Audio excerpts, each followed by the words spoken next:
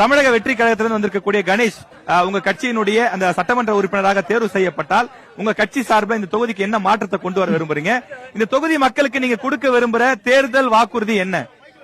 தமிழக வெற்றி கழகம் ஆட்சி அமைந்தால் குறிப்பிட்ட வகையில் இந்த தொகுதியில் வெற்றி பெற்றால் முதற்கட்டமாக என்ன செய்யும் என்றால், யார்கிட்டையும் சமரசம் பண்ண போறது கிடையாது. அரசியல் ரீதியா இல்ல, தேர்தல் வாக்குறுதி இந்த தொகுதிக்கு என்ன பிரச்சனை இருக்கு நீங்க ஃபீல் பண்றீங்க? நீங்க வந்தா என்ன செய்வீங்க?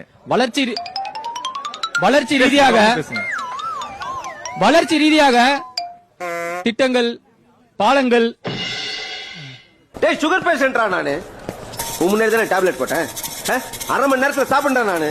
எனவே கணேஷ், நீங்க எல்லா பிரச்சனைக்கும் வாக்குறுதி, உங்களுக்கு வாக்குறுதி என்ன? எங்கள் வாக்குறுதி என்னவென்றால்